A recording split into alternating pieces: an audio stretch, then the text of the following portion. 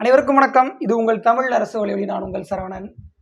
ஊடக உலகில் குரலற்றவர்களின் குரல் அப்படின்னு ரொம்ப நாளாக ஊட்டிட்டு இருக்கக்கூடிய ஒரு ஊடகத்தினுடைய மாமா, அது கொஞ்ச நாட்களாக தமிழர்களிடம், குறிப்பாக வளர்ந்து வரக்கூடிய தமிழ் தேசிய கட்சியான நாம் தமிழர் கட்சி சீண்டி இந்த ஊடக மாமா வேலைன்னு ஒன்று பார்த்துக்கிட்டே இருக்குது. இந்த ஊடக மாமா வேலை பார்க்கக்கூடிய இந்த மாமா மூஞ்சில பல தடவை குத்தி அது ஊமக்குத்தாலாம் இருந்து முகம்லாம் வீங்கி போயிருக்கு. என்னதான் வந்து குத்து வாங்கி ஊமக்குத்தா வாங்கி வந்து முகம் வீங்கி போனாலும் கூட இன்னும் திருந்த மாட்டேங்குது. ஸோ இந்த ஊடக உலகின் மாமாவுக்கு நாம் கொஞ்சம் ஊமக்குத்தா இல்லாமல் நங்கு நறுக்குன்னு 4 குத்து குத்த போகிறோம். எல்லாருக்கும் தெரியும்னு நினைக்கிறேன். விகடன் அப்படின்னு ஒரு ஊடகம், அந்த ஊடகத்தினுடைய அறமற்ற நேர்மையற்ற பொய்யான விளம்பர ரீதியான வியாபாரத்துக்காக அது செய்யக்கூடிய ஒரு சதிவேலை, ஒரு அறமற்ற அசிங்கத்தை பற்றி தான் இன்னைக்கு நாம தெரிஞ்சுக்க போறோம். வாங்க பார்க்கலாம்.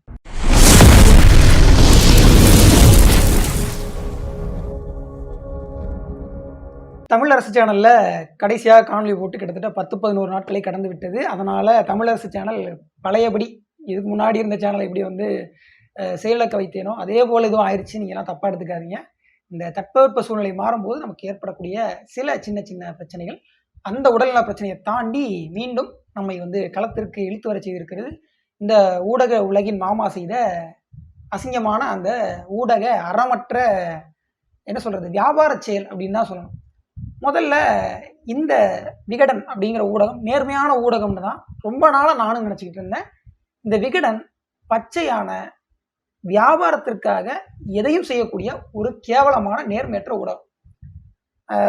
கடந்த காலங்களில் இப்போ ஒரு 4 மாதத்துக்கு முன்னாடி விகடன் வந்து முடக்கப்பட்டதுக்கான காரணம் என்னன்னா, ட்ரம்ப் கூட மோடி அமர்ந்திருப்பது போலவும் மோடியினுடைய கைகளில் சங்கிலி போட்டு கட்டி ஒரு விலங்கு போட்டிருப்பது போன்ற ஒரு புகைப்படம். அதை விகடன் வந்து இணையதளத்தில் ஏற்றிடுச்சு அப்படின்னு சொல்லிட்டு விகடனுடைய இணையதளம் முழுமையாக முடக்கப்பட்ட போது நாம் தமிழர் கட்சியுடைய ஒருங்கிணைப்பாளர் அண்ணன் சீமான் அவர்கள் தான் இது ஒரு ஜனநாயக படுகொலை அப்படின்னு சொல்லி தெளிவுற விகடனுக்கு ஆதரவு தெரிவித்தார். மற்றவங்க ஆதரவு தெரிவிச்சாங்க. இருந்தாலும் அந்த இடத்துல சீமான் நான் சொன்னதை தான் விகடன் பல முறை போட்டு காமிச்சு தங்கள் மீது ஏவப்பட்டது ஒரு ஜனநாயகமற்ற அடக்குமுறை செயல் அப்படின்னு பிரகடனப்படுத்திக்கிட்டாங்க. ஆனால் இதே விகடனுக்கு வியாபாரம்னா யார் வேணும்னா விஜய்ன்ற நடிகர் தான் வேணும். ஏன்னா அந்த விஜய்ன்ற நடிகர் ஒரு அப்பட்டமான விளம்பர தூதுவர் மாதிரி. அவர் வந்து இந்த மாதிரி நகை விளம்பரங்கள்லாம் நடிச்சிருப்பாரு, கோலா விளம்பரங்கள் நடிச்சிருப்பாரு. அதுக்கேற்ற மாதிரி அந்த ப்ராடக்டுடைய ரீச்சும் நல்லா இருந்திருக்கும். அப்போ அந்த மாதிரி ப்ராடக்ட் ரீச் வேணும் இல்லையா? அதுக்காக இப்போதைக்கு விகடன் தன்னுடைய பிராண்டுக்கான ஒரு அட்வர்டைசரா, ஒரு அம்பாசிடரா இப்போ விஜய் வந்து பார்க்குறாங்க. அவர் வந்து விக்கிரவாண்டியில் வந்து மாநாடு நடத்தின போதாக இருக்கட்டும், மதுரையில் மாநாடு நடத்தின போதாக இருக்கட்டும், கிட்டத்தட்ட ஒரே ஒரு எதிர்மறையான செய்தி கூட விஜயை பற்றி போடலை. எல்லாமே பாசிட்டிவான செய்திகள். ஏன்னா விஜயனுடைய ரசிகர்கள் வாங்கி படிக்கணுன்ற ஒரே காரணத்துக்காக.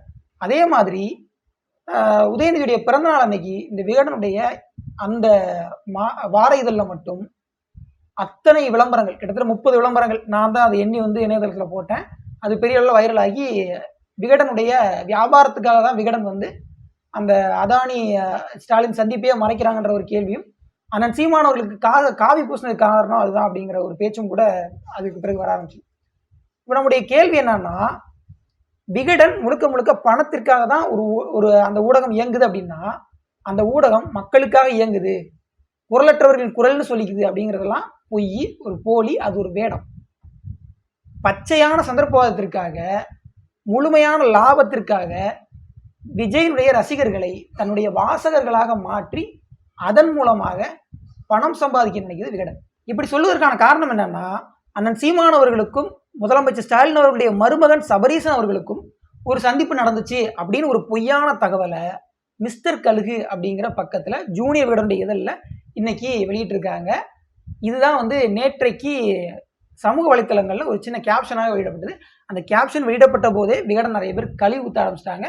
கிட்டத்தட்ட ஊடக உலகின் மாமா அப்படிங்கிறத நான் சொல்லலை, சமூக வலைத்தளவாசிகள், குறிப்பாக விகடனுடைய அந்த நேர்மையற்ற ஊடக அறமற்ற அந்த செய்தி கையாளுதல் முறை மேல வச்சாங்க. இப்போ விகடன் ஏன் அவ்வளவு கேவலமா நடந்துக்குதுன்னா, விஜயை தாக்கி ஏதாவது செய்திகள் போட்டா விஜய் ரசிகர் ஒரு பையன் அதை இதில் தொட்டு பார்க்க மாட்டான். திமுக உடன்பிறப்புகள் வாங்கவே மாட்டாங்க. அவங்களுக்கு ஏற்கனவே முரசொலின்னு ஒரு பத்திரிகை இருக்கு. இப்போ இன்னைக்கு வந்து விஜய் அவர்களுடைய பற்றிய மற்றொரு செய்தி வந்துச்சு. அது என்னன்னா, விஜய் வந்து சுற்றுப்பயணம் தொடங்குகிறார். வருகின்ற 13ஆம் தேதி செப்டம்பர் 13 இருந்து ஒவ்வொரு சனிக்கிழமையும் ஒவ்வொரு பகுதியில், இப்போ திருச்சியிலேருந்து இந்த சுற்றுப்பயணத்தை தொடங்குறாரு. ஒரு மூணு இடங்கள்ல ஒரு நாளைக்கு 3 ஊர்கள் வீதம் பல ஊர்களுக்கு போயிட்டு வராப்ல. அதாவது ஏற்கனவே எடப்பாடி பழனிசாமி கிட்டத்தட்ட 117 தொகுதி கிட்ட ஒரு விசிட்ட முடிச்சிட்டார். ஐயா ஸ்டாலின் அவர்கள் 100 தொகுதியில் தோற்று போன சட்டமன்ற வேட்பாளர்கள், கடந்த தேர்தலில் தோற்று போனாங்க இல்லையா, அவங்கள அறிவாலயத்துக்கு கூப்பிட்டு உடன்பிறப்பே வா அப்படின்னு கூப்பிட்டு அவங்களோட ஒரு பேசி ஒரு கலந்துரையாடல் பண்ணி ஏற்கனவே தோற்ற தொகுதியில் இந்த முறை வெற்றி பெறணும் அப்படிங்கிற ஒரு முடிவில் இருக்க.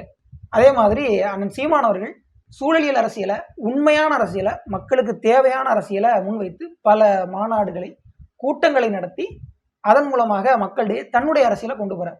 ஆனா விஜய் என்ன பண்றாருன்னா, இவ்வளவு நாட்களாக பனையூர்ல இருந்துகிட்டு யாரா இருந்தாலும் பனையூருக்கு வந்து பார்க்க சொன்னார். ஷெனாய் நகர்ல, இங்க டிபி சத்திரம், ஷெனாய் நகர் அந்த பகுதியில் இருக்கக்கூடிய மக்கள் வெள்ளத்துல பாதிக்கப்பட்ட போது அங்க இருக்கிறவங்க பனையூருக்கு போய் பார்த்தாங்க.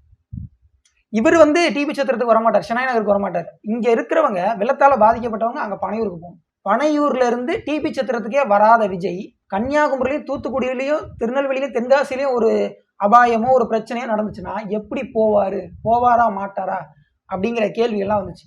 இப்போ அதே விஜய் தான் சுற்றுப்பயணம் போறாருன்னு ஆரம்பிக்கிறாங்க. ஒரு நாளைக்கு 3 மாவட்டம்னா அதிகபட்சம் மாவட்ட தலைநகரங்களில் மட்டும்தான் கூட முடியும். அதாவது கடந்த காலங்களில் சிவானந்தா சாலையில் நடந்த அந்த ஆர்ப்பாட்டம் கிட்டத்தட்ட 3 நிமிடம் தான் நடந்துச்சு. நான் கையை கழுவிட்டு வர்றதுக்குள்ள, இங்கிருந்து அங்கிட்டு போயிட்டு வர்றதுக்குள்ளேயே முடிஞ்சிருச்சு. அப்போ விஜய் அவர்கள் 3 மாவட்டங்கள்ல ஒரே நாள்ல பேச போறாருன்னா அவர் எத்தனை நிமிடங்கள் பேசுவாருன்னு யோசிச்சு பார்த்துங்க. 5 நிமிஷத்துக்கு மேல பேசினா அதிசயம்.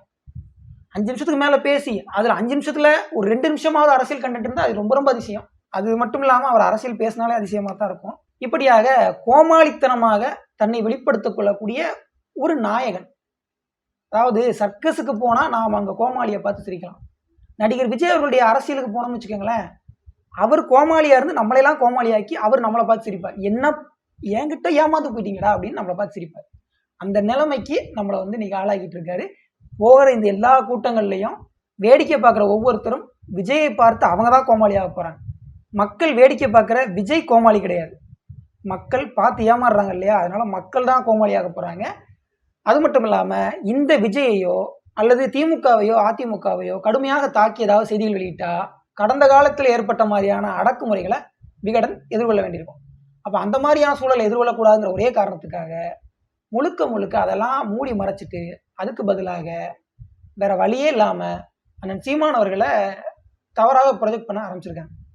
இப்போ சபரீசன் அவர்களுக்கும் சீமான் அண்ணனுக்கும் சந்திப்பு நடந்துச்சு அப்படிங்கிறதுக்கு ஏதாவது ஒரு அடிப்படையான தகவல் இருக்கும். ஒரு அடிப்படை தகவல் இல்லை. அப்போ எதன் அடிப்படையில் இதை அவங்க வெளியிடுறாங்கன்ற ஒரு கேள்வி இருக்கு. கேட்டால் ஜேர்னலிஸ்ட் யாரும் அவங்களுடைய சோர்ஸை ரிவீல் பண்ணணுங்கிற அவசியம் இல்லை அப்படின்னு. சரி, உங்களுடைய சோர்ஸை நீங்கள் ரிவீல் பண்ண வேண்டாம், ஆனால் சோர்ஸே இல்லாமல் நீங்களாக ஒரு கதை கட்டி விட்டு அதன் மூலமாக அந்த கட்சிக்கு ஒரு அவப்பெயரை ஏற்படுத்த முனைந்தால் அந்த போலி செய்தியை எப்படி கண்டுபிடிப்பது? இது ரொம்ப நாளாக எனக்கு இருக்கிற கேள்வி. இதுக்கு விகடனுடைய ஆசிரியர்கள் பதில் சொல்லணும். சரி, அது சிலர் வந்து இன்வெஸ்டிகேட்டிவ் ஜேர்னலிஸ்ட்னு சொல்லிக்கிட்டு நிறைய பொய்களை அவிழ்த்து விட்டுருக்காங்க. அந்த பொய்கள்லாம் பின்னாட்களில் பெரிய அளவில் உடஞ்சிருக்கு. அதே மாதிரி இப்போ ஜூபியில் இருக்கக்கூடிய அந்த மிஸ்டர் கழுகு எழுதின அந்த செய்தி ஏன் பொய்யாக இருக்கக்கூடாது? விஜய் தன்னுடைய கட்சியில் இருக்கக்கூடிய ஆதவர்ஜுனா மூலமா லாட்ரி சீட்டு வித்த பணத்தை தானே செலவு பண்ணிட்டு இருக்காரு. என்னைக்காவது இந்த விகடன் அவங்க மேல கேள்வி எழுப்பியிருக்கா? இல்லை, வேற ஒன்றும் கிடையாது. அந்த கட்சியினுடைய பொதுச் செயலாளர் புசியானந்த் மேல ஏதோ மிரட்டல் வந்திருக்கு அப்படி இப்படின்னு சொல்லிட்டு இன்னைக்கு வந்து அவங்க கண்டனம் தெரிவிச்சிருக்காங்க. அவரை வந்து வழக்கு போட்டு முடக்க பார்க்குறாங்க அப்படி இப்படின்லாம் தாவேக்க கண்டனம் தெரிவிச்சு. முதல்ல முடக்கிற அளவுக்கு புசியானந்த் எந்த அரசியலும் பண்ணல. முடக்கிற அளவுக்கு ஒருவேளை அரசியல் பண்ணியிருந்தா கூட ஒரு வழக்கு பதிகிறதெல்லாம் முடக்கிறது அப்படின்ற சொல்லுக்கு ஈடாகாது. இதுக்கு முன்னாடி நாம் தமிழர் கட்சியில் உள்ள சாதாரண ஒரு வட்டச் செயலாளர் மேல, ஒரு தொகுதி செயலாளர் மேல எத்தனை வழக்குகள் இருக்குன்னு போய் பாருங்க. அதுக்கு புசியானந்தன் மேல இருக்கக்கூடிய வழக்குகள் ஈடாக. அப்போ உண்மையான அரசியலை புசியானந்த் செய்திருந்தால் அவர் குறைஞ்சபட்சம் நேரம் உள்ள இருந்திருக்கணும். குறைஞ்சபட்சம் அண்ணன் சாட்டி துரைமுருகன் மாதிரி 6 மாசமா உள்ள இருந்துட்டு தான் வெளியே வந்துருக்கணும்.